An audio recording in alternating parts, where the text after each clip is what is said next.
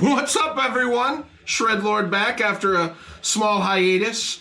All good things, of course, besides a small bout with COVID, but everything is great, and I'm excited to be with Necrotic here, and we are giving you an album review. This time we are going to review the brand new album by Nightrage.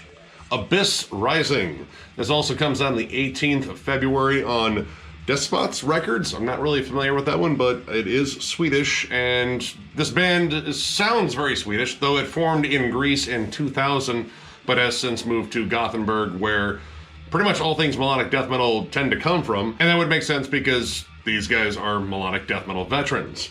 This is their 9th full-length overall, and I've been a fan of these guys pretty much from the start. They started off with Thomas Lindberg on vocals on the first two albums, and then they just pretty much kept going ever since. There's definitely been a lot of lineup changes, but the main principal songwriter, Mike Iliopoulos, I'm sorry if I fucked up your name. You probably did. Probably did. But he has always been a mainstay and a solid songwriter who definitely has that feel for just classic Gothenburg melodic death metal. And that is exactly what you get on here. Yeah, this is Throwback City. Things you would have listened to in the early 2000s, Hypocrisy, Arch Enemy, Early in Flames, things like The Jester Race, Colony, Clayman, things Oracle, like that. Yeah, great stuff. And it kind of weaves itself into this collection of an album. I've never actually listened to a full Nightrage album all the way through until this one. The only way I was actually familiar with them in the first place was Gus G, the guitar player, had a brief stint for a few years with them, and really that was the only thing I knew about them. But this album was actually not a surprise, but it was a joy to listen to, because once again it recalled all these things about melodic death metal that we grew up liking when it was brand new around the block. Yeah, I mean, honestly, if this had come out in like 2002 to 2009, there's a damn good chance I would have bought it and loved it. Opening track, the title track, right away just pretty much explodes. Straight up very thrashy melodic death metal, carried by some cool chuggy riffs, and one thing that is on pretty much every track that I really love is leads. Holy shit. The leads on here, not just like solos, but like lead melodies, harmonies, they are all over this, and they pretty much just accent every moment, especially choruses. Yeah, they're a highlight of this album for me for sure. And once again, they're not just your traditional... I'm sure there were times where guys would hit the red tape and just play what you feel, but you get a strong sense that everything was very well planned out and well executed, because there's times where the double lines will weave in and out of each other into a single line solo. You could tell a lot of thought was put into it, both the writing and the execution of it, which made, once again, one of the things that made this album a joy to listen to. Yeah, you get great, like, triumphant songs, especially in the middle with Shadows Embrace Me and Ninth Circle of Hell.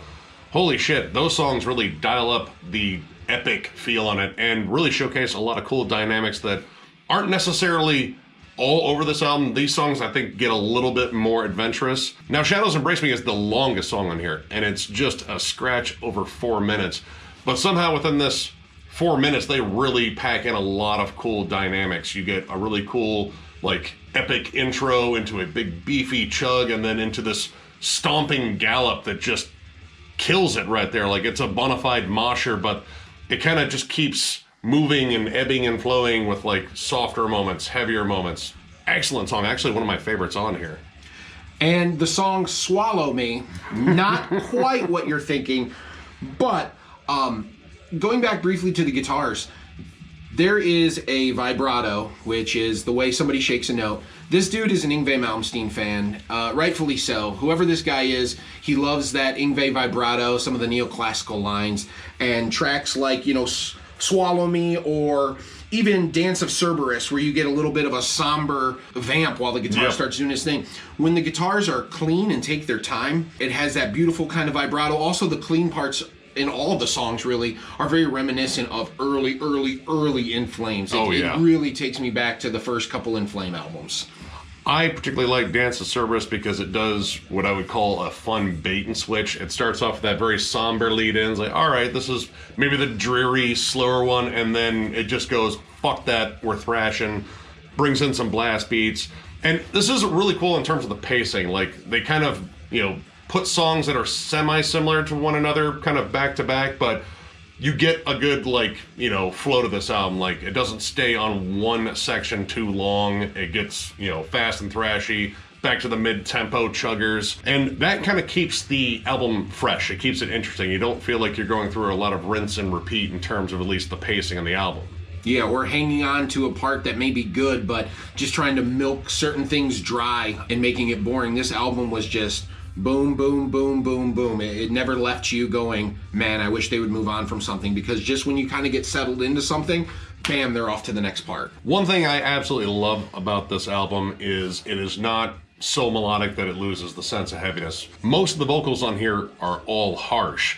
In fact, that even carries over in the choruses. And generally you think, choruses and melodic death metal, all right, we got a chance it's going to be some, you know, clean singing and very accessible. But no, not here. In fact, they wisely let the music sort of carry the melody. Like, you get those lead melodies behind the big chorus riffs, especially on Falsifying Life. It captures that huge epic sound, but it remains harsh. And, you know, the vocals on here are very much kind of what you expect from melodic death metal, more that mid-tier sort of like growl. Very similar to Alexi Liaho, I would say, or actually Thomas Lindbergh a little bit too.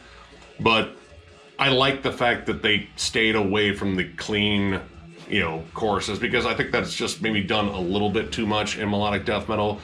Let it be melodic for the riff's sake, and they fucking nail that. Yeah, even in a track like Shadows Embrace Me, the chorus for the instrumentation is damn near like happy and uplifting almost, but by keeping those vocals heavy, it never went into territory that I didn't like, you know? Yeah. It reined it in, it kept it from being too much. And just to reassure you that there's definitely flat out like death metal in here, Pest, Ridden, Tide, one of the last tracks, and possibly the fastest and heaviest one. You get some deep, dark, like low tremolo riffs on there. The riffs are chuggy. It's way more like blast beat focused. It's high energy as hell, and kind of shows off their brutal side, because there are tons of like killer heavy moments on here, but a lot of it kind of like feels a little closer to thrash metal, but every now and then you get something that is flat out death metal. For the most part, this album was incredibly enjoyable. I don't really have any qualms about it. I have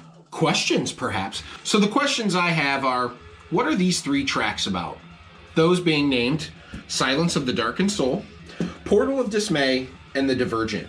Now, Portal of Dismay is the first, what they call the interlude track, and it really, the way Necrotic described it was like, you know, bad elevator music. No, it sounds like a freight elevator, like it's being lowered into a space mine on planet Z through 80, whatever the fuck it is.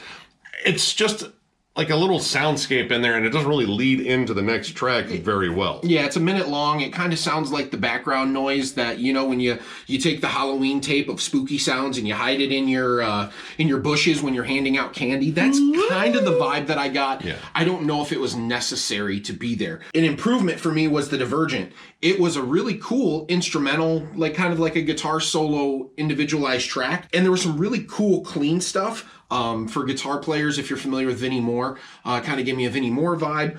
But once again, it wasn't that long, and it didn't necessarily fit the rest of the flow, but it was my favorite of the three. Yeah, and it kind of just fades out. Yeah. Like, it just kind of like, we're done. And the last being Silence of the Darkened Soul. Now, it's not bad at all. Once again, it's a nice guitar line, but it's basically repeating the same guitar line for about a minute straight with nothing else, and then it kind of fades away. So, not that it was bad, it was more of a like, what the fuck kind of moment. They put the intro as the outro, I assume. Like, the last track does not make any sense. That isn't how you close this album, because almost everything on here is very epic, very triumphant, very powerful. And then you have this kind of listless end. I mean, as an intro, it would have made sense. I'd still probably skip it just to get to the first track, but I don't know, like, just to close the album on that note, it just feels kind of lackluster. Yeah, I would agree. But everything else on this album was very enjoyable to listen to, I will say. I mean, it echoes a lot of melodic death metal tropes. Like, there's a lot of stuff in here you've probably heard before, but it's kind of the melodic death metal tropes that I like to hear repeated. Like, these are the things that I enjoy in melodic death metal. It's still aggressive. It has tons of melodic lead work, and it's just fucking fun and high energy to listen to. So overall, I'm going to give this 3.5 stars. I dug this. This was a fun listen. The lead work is fucking scorching on here. And again, you get great aggressive songs, you get great triumphant songs, there's a lot of moods captured. There's some extra stuff on here that probably could have been like discarded just because it really didn't add too much. And there are some like repeated tropes on there, but again, they're good tropes. They're the stuff that I love about melodic death metal. So if you love melodic death metal, I'd say definitely get this one. I concur. It is basically a band in 2022 playing stuff that we grew up wanting to hear, or that we want to hear now from certain bands who have lost their way. No names mentioned. In Flames.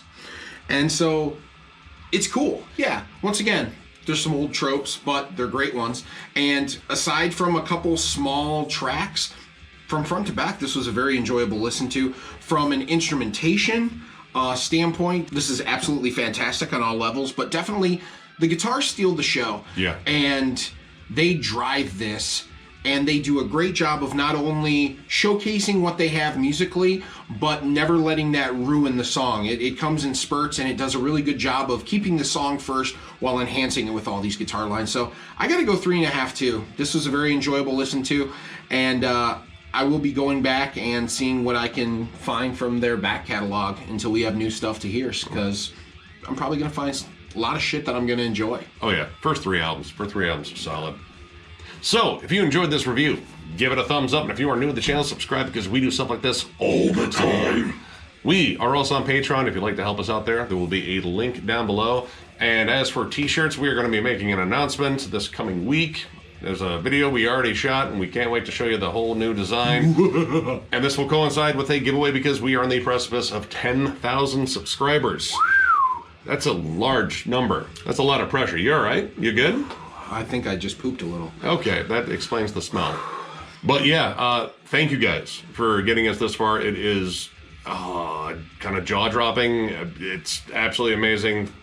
Yeah, I'm kind of speechless almost every time I do this, because it's downright awesome. Yeah, I just want to keep saying thank you, thank you, thank you. But I'm going to say thank you one more time. Yeah, we're nice guys. We're nice guys like that. Absolutely. And with that, we will catch you later.